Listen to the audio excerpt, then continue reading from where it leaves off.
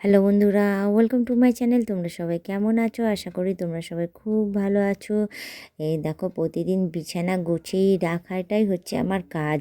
বেশ সুন্দরই থাকে আমার বিছানাটা। তো যাই হোক, এভাবেই আমি আমার বিছানাটাকে প্রতিদিন সুন্দরভাবে গুছিয়ে গাছিয়ে পরিপাটি করে আমি রাখি। তো আজকে আমি সকাল সকাল আবার চলে এসেছি বিছানা গোছাতে। কী করব বলো, বিছানাটা না গোছালে আমার যেন একদমই ভালো লাগে না। তো দেখতেই পাচ্ছ শীতকালে কী অবস্থা হয়ে থাকে বিছানায়।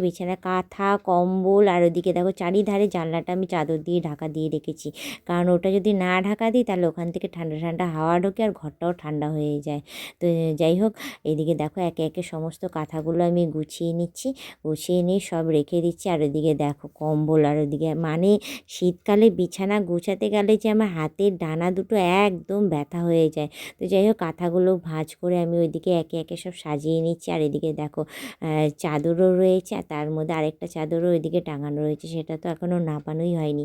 তো একটা চাদর নামিয়ে নিচ্ছি, সেটাকে আমি ভাঁজ করে নিচ্ছি, কারণ ওটাকেও ভাঁজ করে একে একে সুন্দর করে আমি আমার বিছানাটা গুছিয়ে আমি পরিপাটি করে আমি রেখে দিই।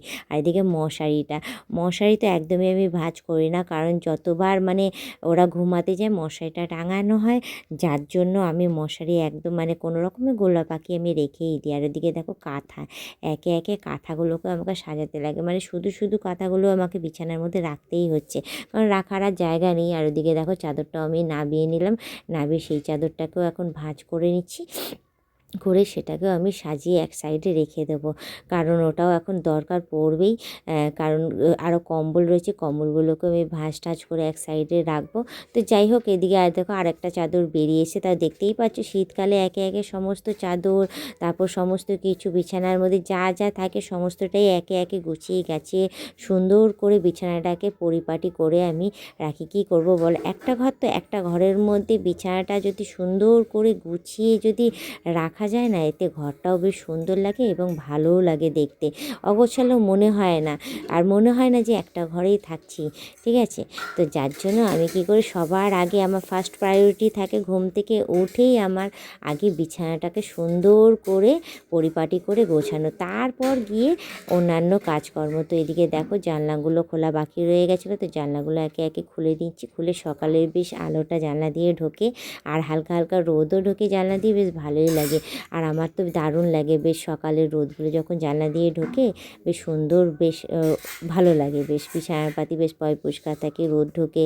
আর এদিকে দেখো চাদরটা ওই দিক দিয়ে বেরিয়ে এসছে, ওই চাদরটাকে সুন্দর করে টান টান করে গুছিয়ে নিচ্ছি, গুছিয়ে নিয়ে বিছানাটাকে ঝেড়ে পরিষ্কার করে নেবো। তো সকালে ঘুম থেকে উঠে একদম বাসি বিছানা সুন্দর করে পরিপাটি করে আমি পরিষ্কার করে নিয়েছি। তো তার মাঝখানে তোমাদের একটা কথাই বলবো, তোমরা যারা নতুন দেখছো তারা অতি অবশ্যই আমাকে ফলো করে দিও আর আমার সাবস্ক্রিপশনটা নিয়ে নিও। আর এদিকে দেখো বিছানার মধ্যে কিছু জামা কাপড় ছিল, সেই জামা কাপড়গুলোকে একে একে মামামের জামা কাপড়ই ছিল, সেগুলো একে একে ভাঁজ করে করে তুলে রাখছি।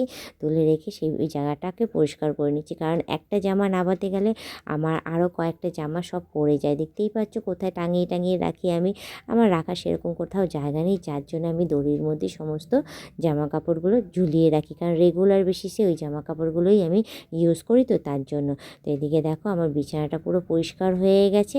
বাসি বিছানা সকালে পরিষ্কার টরিষ্কার করে নিয়ে জামা কাপড়ও করে নিচ্ছি, আর সোয়েটারটাও এক সাইডে সরিয়ে রেখে দিচ্ছি, আর যে কটা জামা কাপড় কাচবো সেগুলোকে এক সাইডে রেখে নিচ্ছি। তো আজকের মতো এতটাই থাক, আর আবার টাটা, বাই বাই।